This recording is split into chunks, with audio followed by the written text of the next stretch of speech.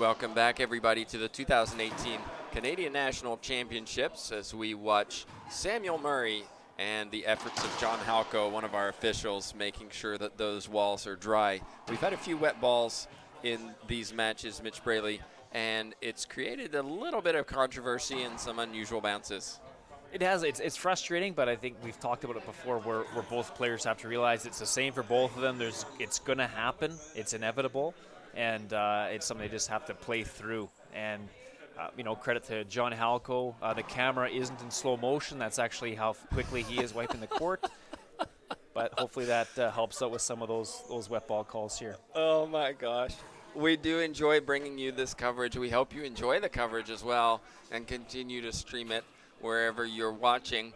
This is semifinal number 2 here in the men's division. The women's, well, we have a final scheduled already for tomorrow. Christine Richardson, the number 2 seed, will take on Jennifer Saunders, the number 1 seed. Here we have the number 4 seed, Pedro Castro, and he'll be facing the number 1 seed and the favorite, Samuel Murray. Murray has won both selection events here in Canada over the last 12 months. And I think, Mitch, he's definitely the heavy favorite to take this title. Safe to say for sure, too. I mean, look at his experience. The last season he's had some great success on the Pro Tour, playing the best players in the world. He's training hard for this. This is the biggest event of the season for him as this Nationals. It's the one title. He's won the selection events before, but this national title is one that's eluded him, and he's here to win it. He wants this one really bad, but he faces a formidable opponent, a very tough, talented, athletic opponent in Pedro Castro today in the semifinal, who is going to do his best to spoil Samuel Murray's hopes of making the final here and finally breaking through to win his first gold medal at these nationals. Well, both of these players were representing Canada at the Pan American Championships a couple months ago.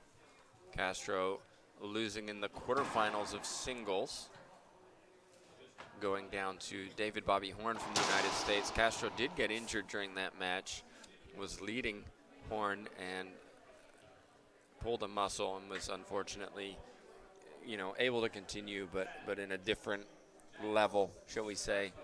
Murray played with Nicolas Bousquet, who we've seen this week, and has put on terrific performances. Bousquet won today in a tiebreaker in the 5th through 8th category.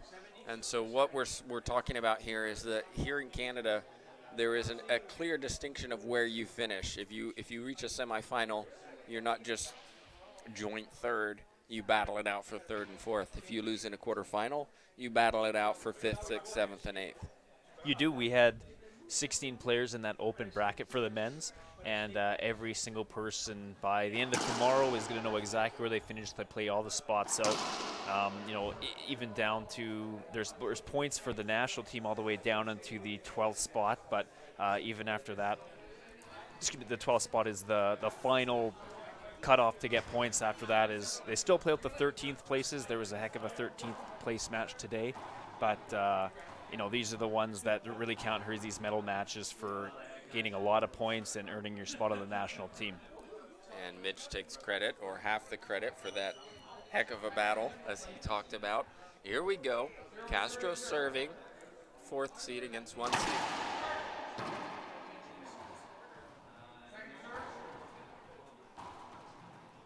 These two know each other very well, both from the same province of Quebec.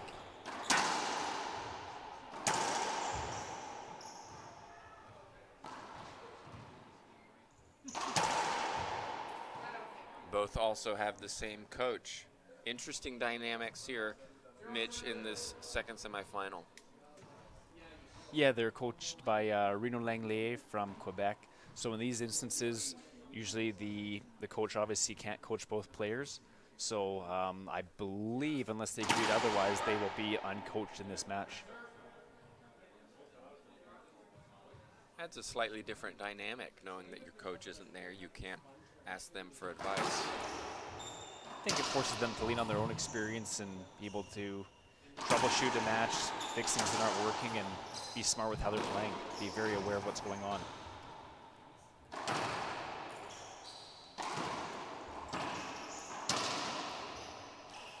What a crazy start to this match. What a rally. It was just wild, but some unbelievable athleticism. Murray is appealing a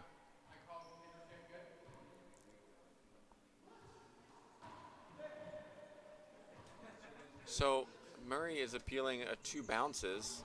Now Castro says, which one are you appealing? Well, there were about 14, so it makes it very difficult for our officials. I didn't see any obvious 2 bounces. Neither did I. These two are notorious for having really long rallies, scrapper rallies, hitting a lot of interesting balls really hard. So it's important for the officials to keep track of the gets that are made and the dives that they're going to see so that they can call it as accurately as possible.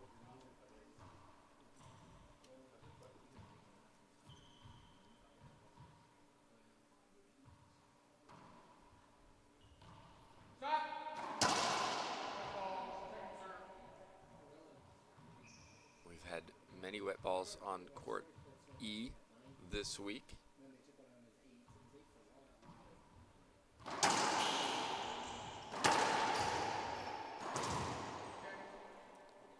Skip that time from Castro. Couple of quick points from Murray.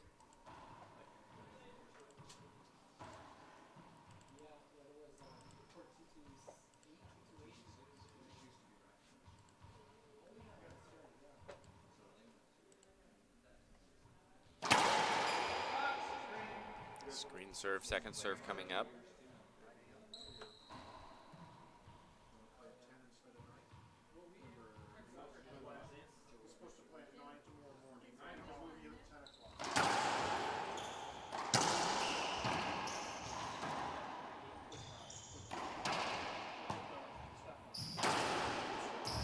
Oh my goodness. Castro leaps in the air trying to dig that ball out. Both of these players are known for their ability to retrieve balls. We can definitely expect a lot of long rallies because of it. I mean, they both have great hands up front too, so even that retrievability, there's going to be a lot of tough shots in front of that service box and some really soft hands as well.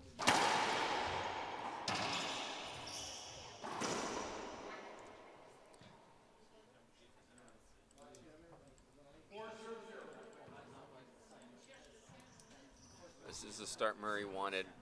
Castro seems to be the one playing defense, chasing the ball. Murray demonstrating why he's the favorite.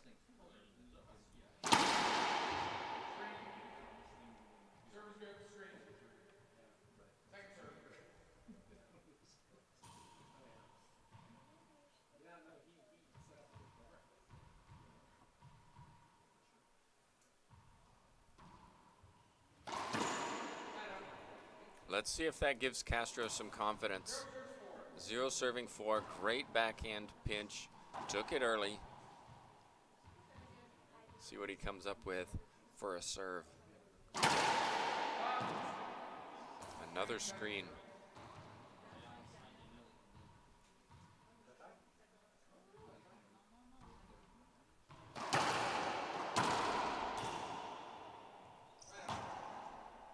Soft hands from Murray in the service box. Side out, 4-0.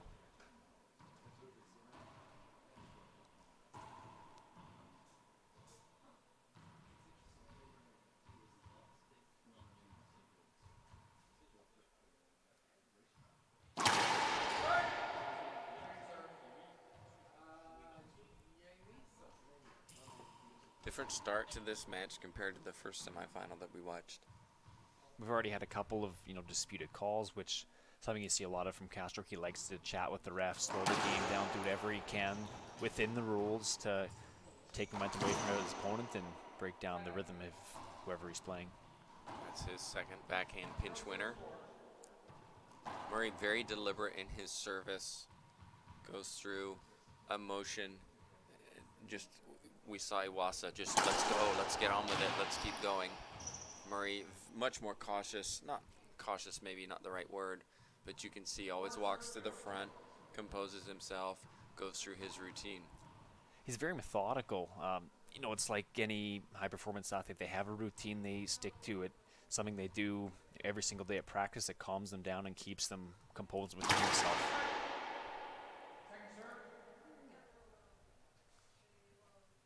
Murray struggling to get that first serve in. We'll see if he sticks with that lob serve to the backhand. Last time he did it, Castro ripped it for a winner. No, he changes it.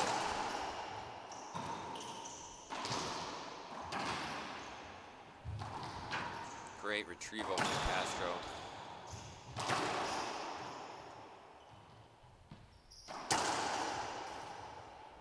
But again, it's Murray who's dictating the pace. And he loves this. He likes long rallies. He knows that he's in such good shape. He's not going to get tired.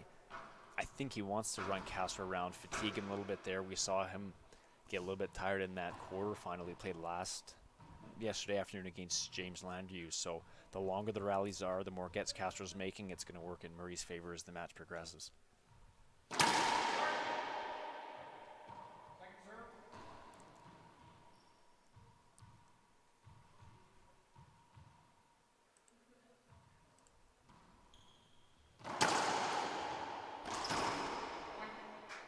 Ripping winner for Murray on the backhand side. 6 serving 0. Mitch, if it's you, timeout perhaps. You haven't found your momentum yet. You don't seem to be in the match. You're chasing a lot of balls. Let's stop the momentum. And these last few rallies too, I mean, we had another wet ball, a couple of great rallies to begin the match, but Murray's made some good shots, shortened those rallies, and taken the energy away from Castro, so he needs to do something to change that in a timeout. Would probably work great.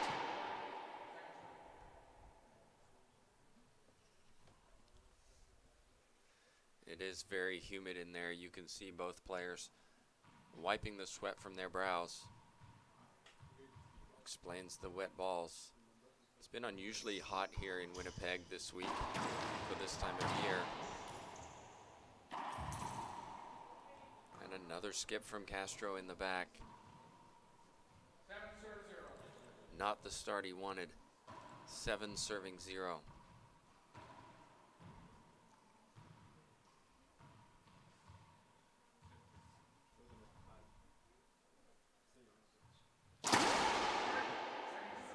Another short serve from Murray.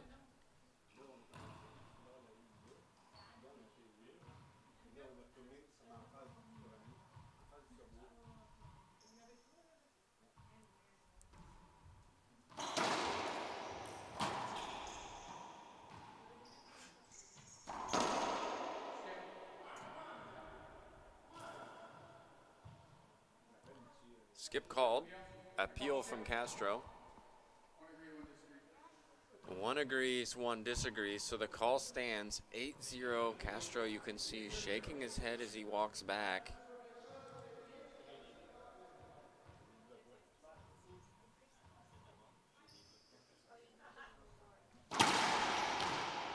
Murray finally gets a first serve in.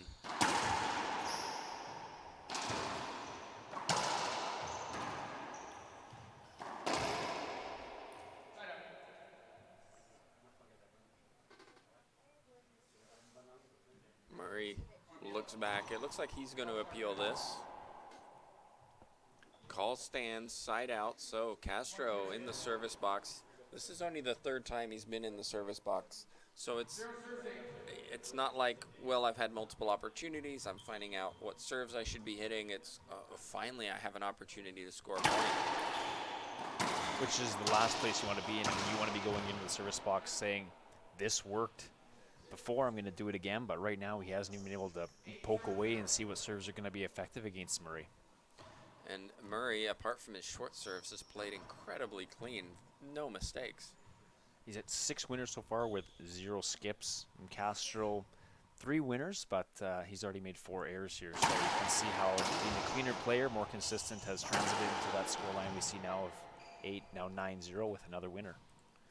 Castro, visibly distraught, takes his time out. 9 serving 0. Mitch, we talked about these players not having a coach for this match. If you are coaching Castro, what do you say? What do you do in this situation? Well, you look at what's been happening right now is Murray's so comfortable, so he hasn't missed shots. We said he hasn't missed a shot yet. You know, he's executing his game plan, but there's no pressure on him right now. He's controlled pretty much every rally. He's making smart shots. He's had trouble finding that first serve, but other than that, that's really the only chink in the armor we've seen at this time. So Castro needs to play a little bit higher percentage racquetball. He's had a few misses here that have translated into some easy free points for Murray, but the most important thing is getting the service box and find a serve that's going to work. We saw Iwasa in the semifinal before this was struggling in that second game. Gopak was hitting jam serves that worked really well against Landu, so finding one serve that works well can be all he needs to turn this match around and get right back in this first game, but easier said than done against a player like Samuel Murray, who is playing fantastic ball right now. He really is. Hasn't made any mistakes in this match, at least unforced errors. And it's Castro who stands in the back, down 0-9.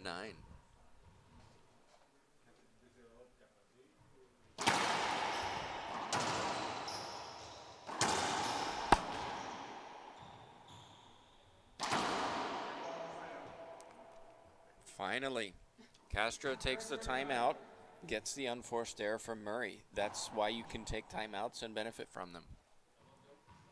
Looks like he's going to line up for a drive serve here. So again, trying to find something that's going to work.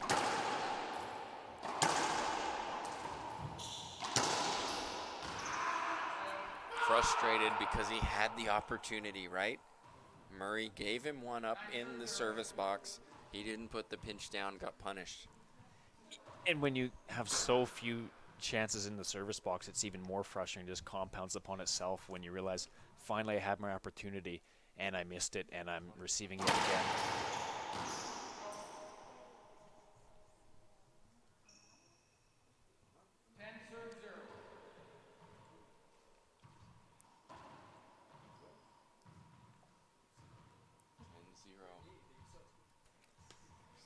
Ten zero.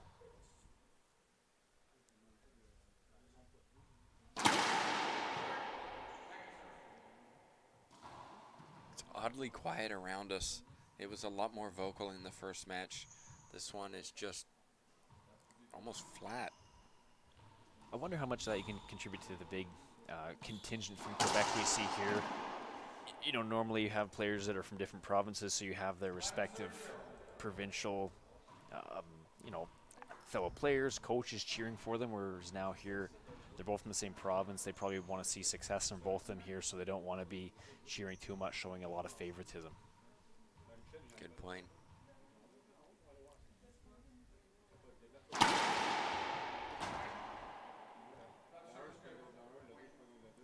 Point given. Castro looks back to somebody. Doesn't appeal. 12 serving 0. Everything going right for the racket of Samuel Murray.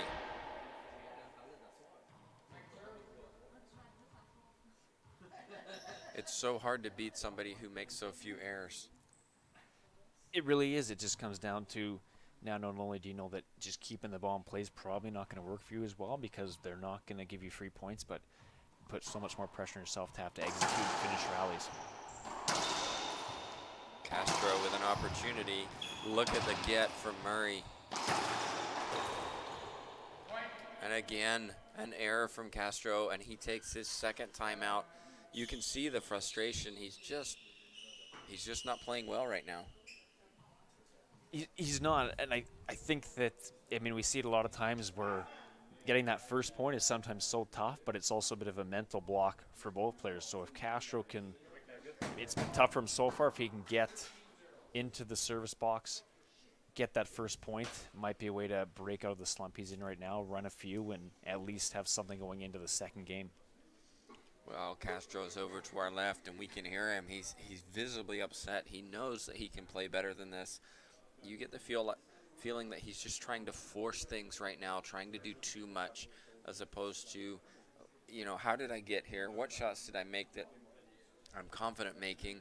If I'm not confident making these shots, then I'll do something else, maybe go to the ceiling, maybe go around the world, because right now, everything I try seems to be a little too much, a little low percentage, and Murray is just waiting for it, saying thanks very much.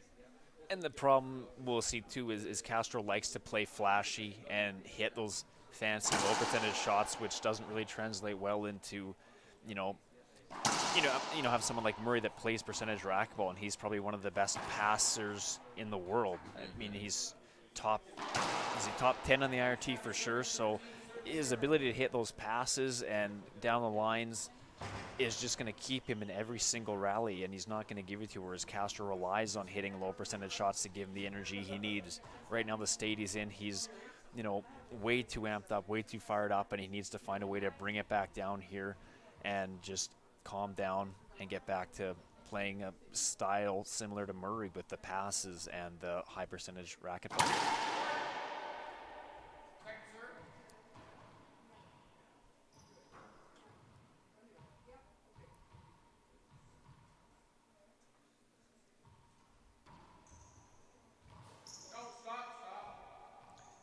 That'll be a wet ball.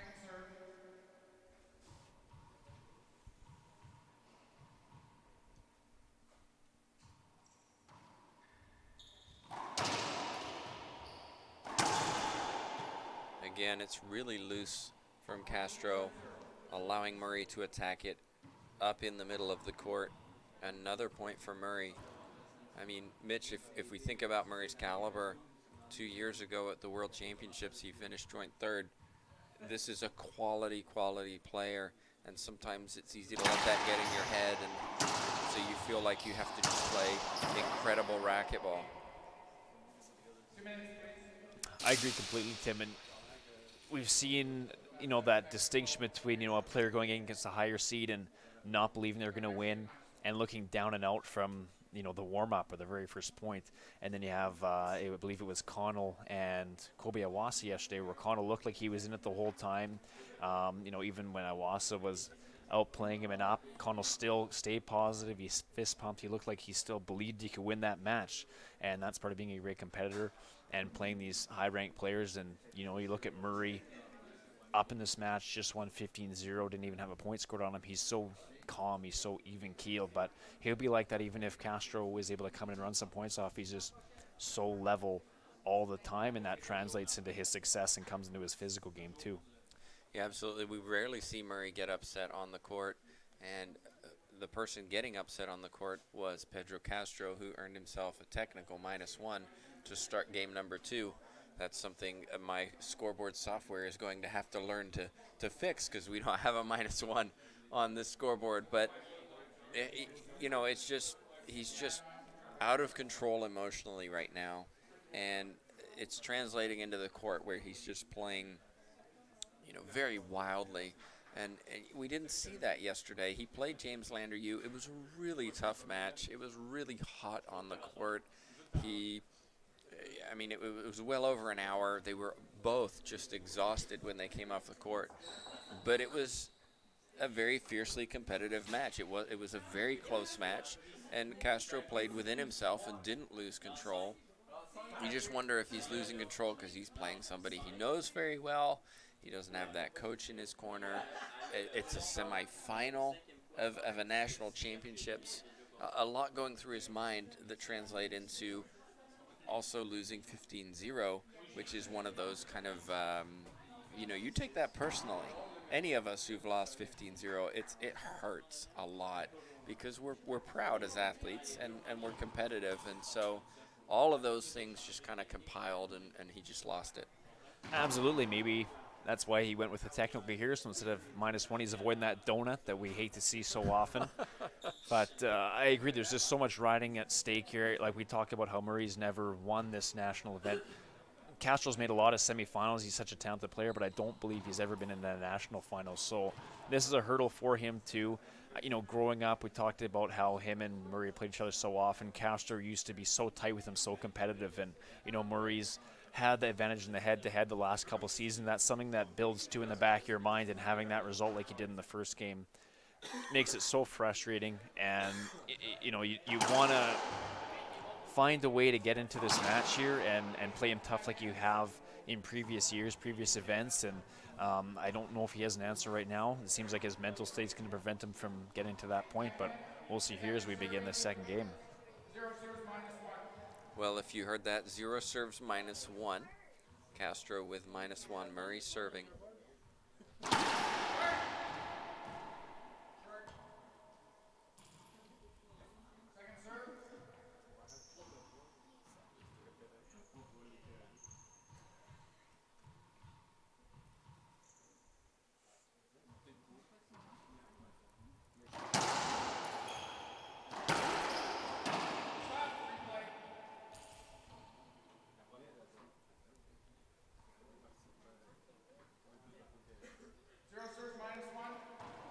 We do see shifts in momentum. We saw it in our first semifinal, where Iwasa played really well in game 1, winning that very comfortably against Landernew, and then Landernew raced to a 6-0 lead in game 2.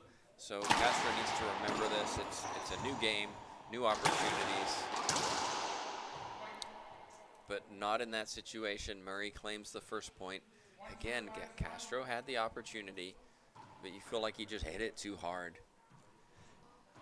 Which goes right back to, we talk about his mindset right now. Looks like he's calmed down since the technical he's ordered after the first game, but overhitting is a symptom of being too aggressive and too over intense. So unless he brings that down, dials it in, I think he's going to be overhitting a lot of balls and giving Murray the advantage to re-kill those.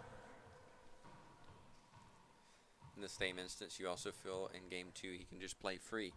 Look, I just got beat really badly in game 1. I just need to play in game 2. I just need to hit some shots because I know I'm a good player. I earned my spot here. I may not be the favorite in this match, but I can do better than this. I'm not a 15-0 player. Exactly, and we saw what 8th seed Curtis Cullen was able to do yesterday in the quarterfinal. Murray beat him 15-3 in the first game, but he came out, drove so hard, played loose, and ran up a 10-0 or a 10-1 lead. And it shows that 2 minutes between the first game and the second game can be a huge momentum changer, and Castro needs to maybe think back to some of the matches this week where people have come in that second game and completely turned the tide of these matches. Castro changing his serve, going to a lob serve. Wet ball. Wet balls on these serves can change your serves because you can't trust where the ball's going. You can't trust it. The official is going to call a wet ball when it occurs. Again, there's a great example. Castro may not be able to serve that serve because he's going to get that call every time. Which is, again, going to be frustrating for him. That lob nick's such an effective serve. He hits it so well. So to have that weapon potentially taken away with the wet ball, I think is just going to work against him and frustrate him even more.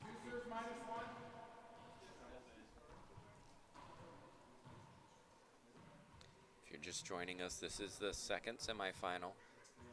In the first, Iwasa defeated Landernew in 2 straight. Number 2 seed advances to the final.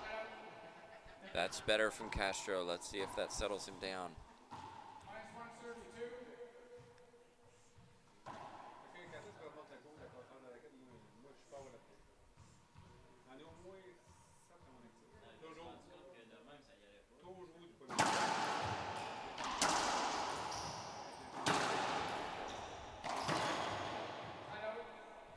Hits the sidewall, front wall, goes straight down the line. Side out Murray.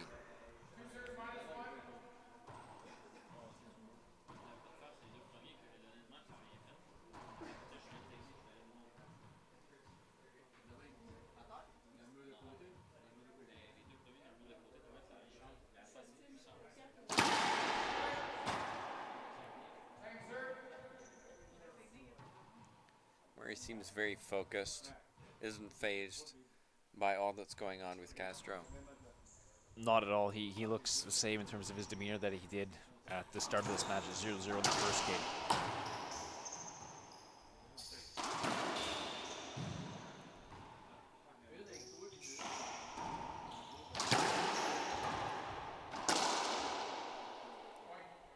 Just seems to be giving Murray opportunities to attack, not putting the ball down when he has a chance.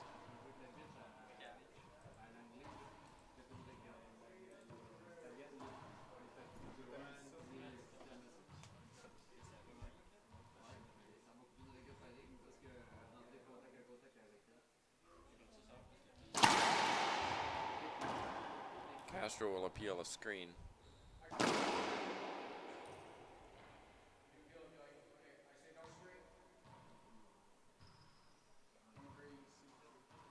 Wow. It looked like a screen from here. Castro just stopped. I mean, he didn't even play through that point, immediately appealed it, and the one line judge agreed with our official, and so a point for Murray. Does look like Castro has calmed down a bit, though. I mean, I think he's almost gone too much that direction. He seems flat right now. He's not able to, find some intensity, find some energy. So he's really struggling to find that balance with his mental game. Yeah, I agree with you. I'd like to see him here. You can see he's just kind of a little sluggish, racket down.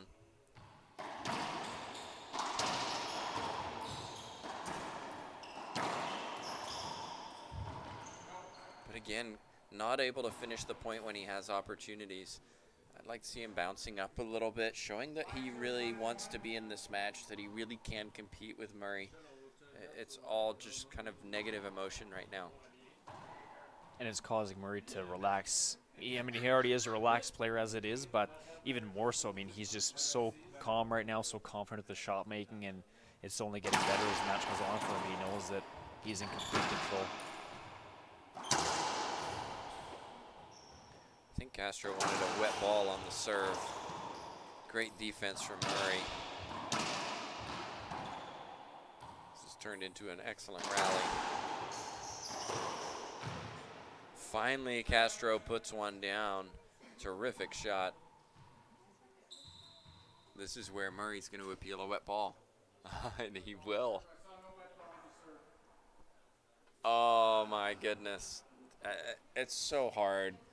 You're Castro. You worked so hard for that rally. You finally get in the service box.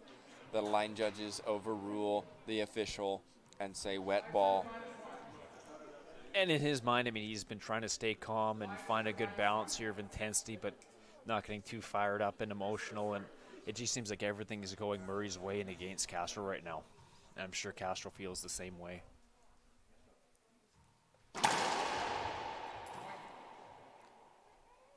A point for Murray. Hits one to the right side.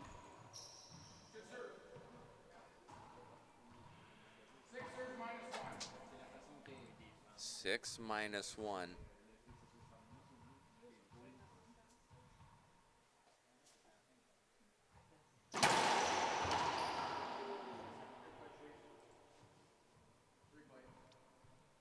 Replay called.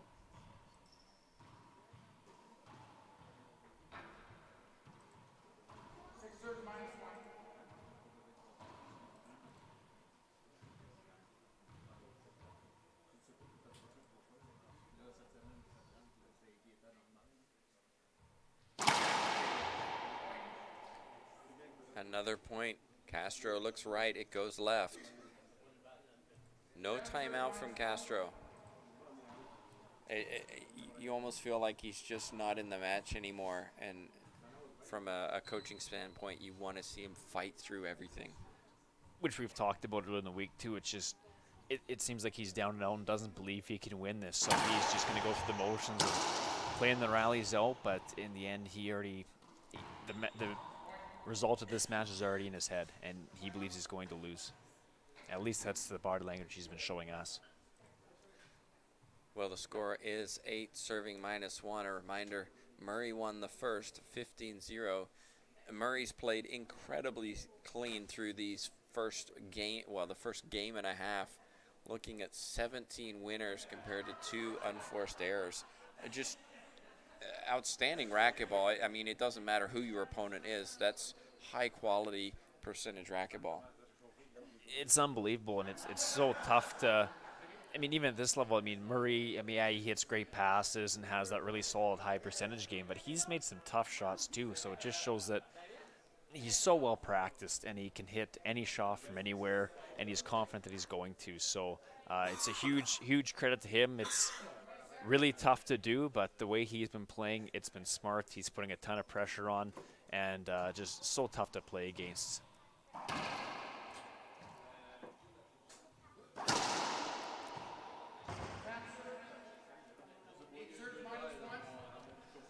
We're back in. trying to remember when I've seen a match this one-sided in such a big moment. We've had one-sided matches this week for sure, but they've usually taken a turnaround by this point here where the player that's down finds a way to work into it and make it close, make it interesting. But Murray's just been so dominating and so good from the very first point and hasn't had his focus waver whatsoever.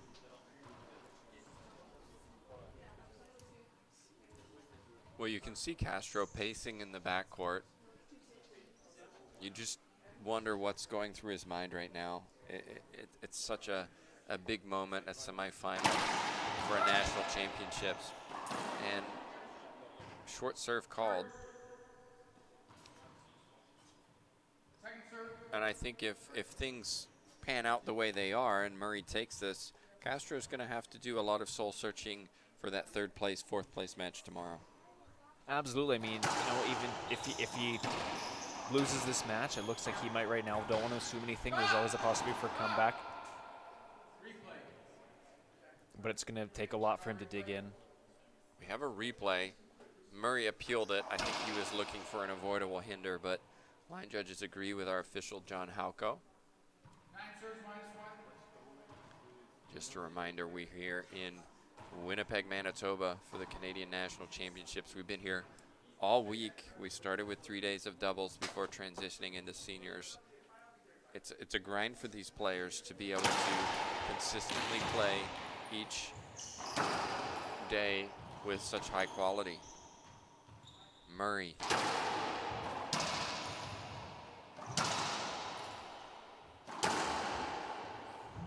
Oh my goodness.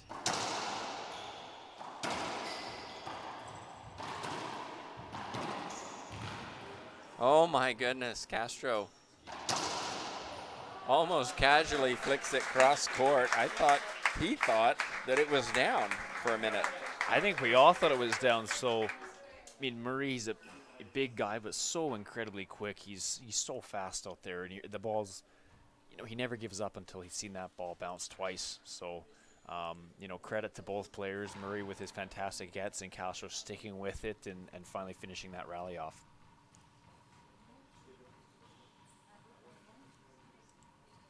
Well, the score is -1-9. If you're wondering why it doesn't show it on our scoreboard, it's because we don't have a -1, at least yet. That's something our software producers are going to have to work on. Appreciate you watching the national championships here in Canada. A reminder, we have finals tomorrow.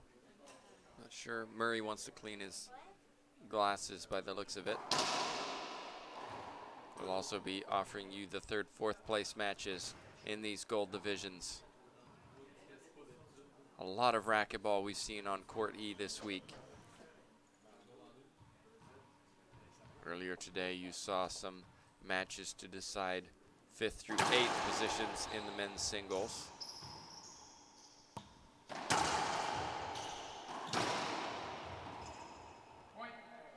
Well, Castro gets to 0. You can see he raises his hands. Finally, I hit a good shot, he says.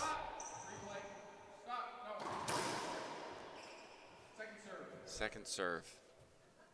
Initially, the replay was the call, but our official Halko corrected himself.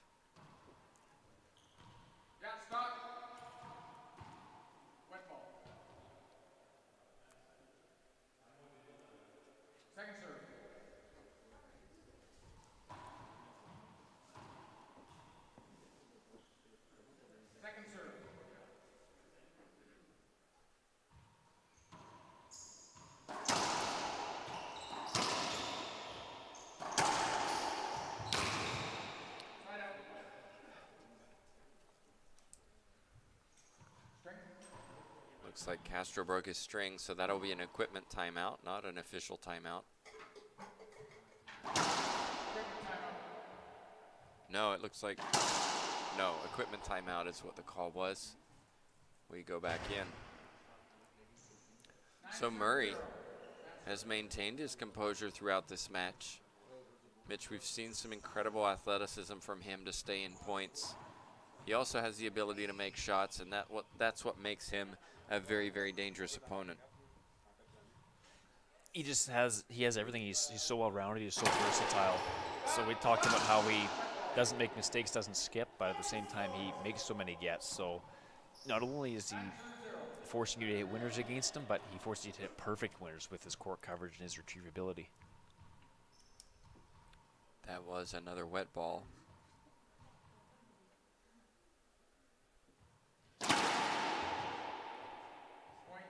Point given.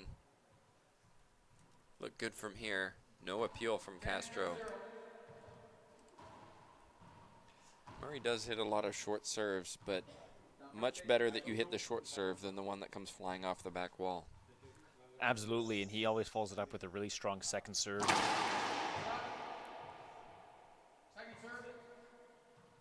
Yet again here, but that second serve is still tough, and he draws out weak returns. He puts pressure on with both the first and second serve. Well, from this position, he can hit that lob to the left or that Z serve over to the right. Another great shot from Murray.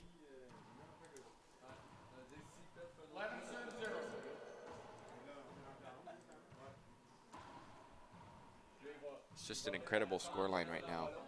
I'm trying to remember the last time I've seen something like this in a semifinal. We've talked about, yeah, first round maybe you're playing somebody who's a heavy underdog, but this is 1 versus 4. And it's crazy to think about what's behind it. I mean, Castro was at -1, so he's at 0 now, but that means throughout this entire match, there's only been one instance where he's won 2 rallies in a row. And it's unbelievable for Murray to be that consistent, so dominant. Murray will appeal the replay. And a point given for Murray.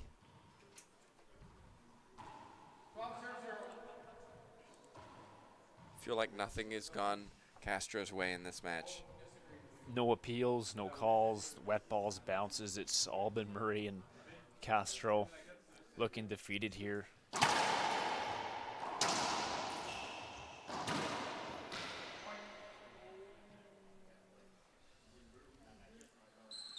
I think everyone around us also is just shocked, just stunned by what's going on. Castro's such an unbelievable player. He's so talented. He's one of the best shot makers you'll see. He's quick out there. His hands are fantastic. So for him to be down like he is, losing this match like he is right now, it's shocking to see someone of his caliber getting beaten down from Murray here, who's been playing flawless, almost flawless racquetball. Yeah, 2 skips for Murray for the entire match. That time Castro puts one down. Let's see, as you said, if he can win 2 rallies in a row and get this point. Again, we talked about it with Landeryu in the first match. You just have to focus on the next rally, next rally, next rally, rather than worrying about what the scoreline is. I think we'll see a big applause from the crowd if he's able to get that first point of the match here. Murray will appeal. Murray wins the appeal. Second serve. And you can see Castro. Am I going to get anything today? Serves to the forehand. It's a good one. Murray to the ceiling.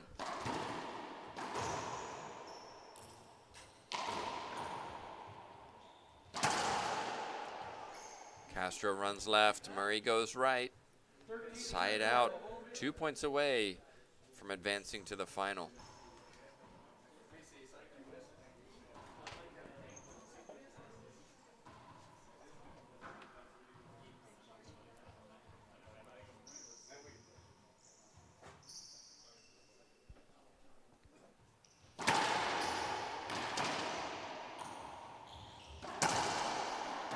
Oh my goodness.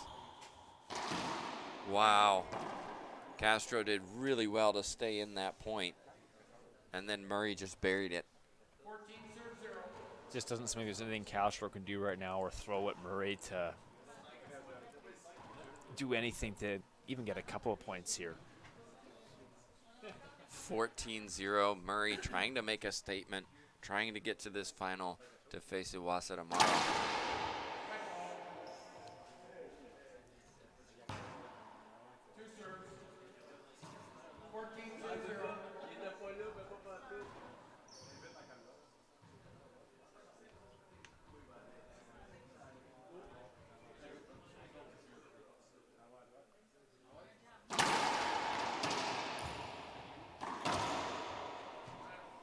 Murray skips the first.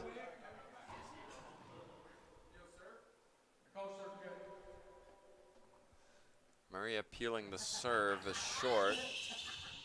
Castro wins an appeal, or I should say Murray loses an appeal.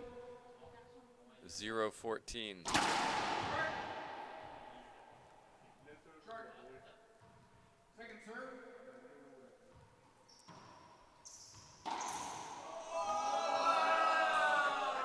I don't know if you can hear that noise, but it's all the fans rejoicing that Castro has won a point. It's good to see Castro having a smile about it. I mean, he's clearly been, facing a dominant Murray in this match, so he's laughing about it, which is always nice to see. They're still good friends, and credit to a bit of sportsmanship between the two players. Yeah, it's always a relief when you get that first point, right? Knowing that, oh my gosh, don't let me get bagel, don't give me a donut. And Castro, barring a technical, which he's already had in this match, claims a point. You kind of feel that it's too late for him, but at the same instance, he's got to understand that, you know what, anything can happen in racquetball. Things go any different way. Somebody could get injured. I've got to really show my composure and show that I want to fight and I want to be here, and I'm committed to this match, irrespective of what the scoreline is. I'm still a proud player. I've got a lot of family watching. I've got my coach watching, even if he's not coaching either player. There's still that pride of wanting to do your best. And you need to use this match here to build into your next match. So even though this one hasn't been going his way, chances look slim he's going to come back and win this. He still is going to have a very important third-place match tomorrow that he wants to play well. And so if he can run a few points here just to get a bit of confidence, have something positive to take out of this going into tomorrow. We all know Murray has played a fantastic high-level match, so he's going to be ready and dialed in for tomorrow's final for sure, should he get the next point here, get to 15, and win this match. Another point for Castro.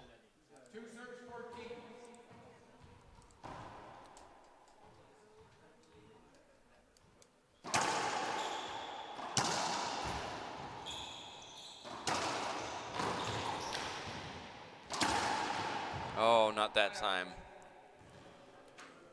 Castro will be appealing. I'm not sure what he's appealing. Something to do with the serve. Well, Hauko's saying you can't appeal a screen serve. I think you actually can. Just because Murray didn't appeal it. Hauko's saying you can't appeal a screen serve because Murray didn't appeal a screen or didn't ask for a screen. But you should be allowed to appeal for it. Hauko making the argument that it's Murray's call to make on it.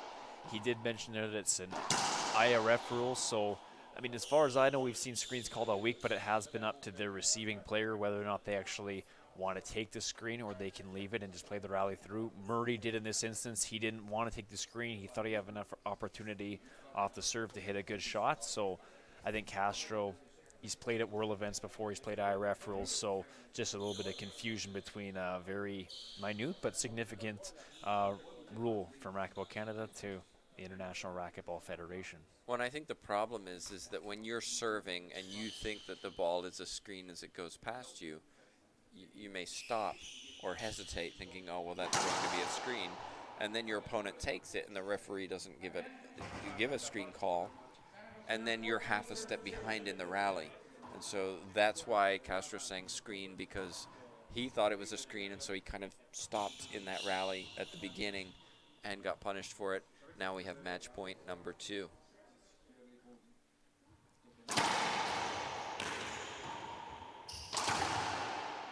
And there it is. Samuel Murray advances to the final over Pedro Castro.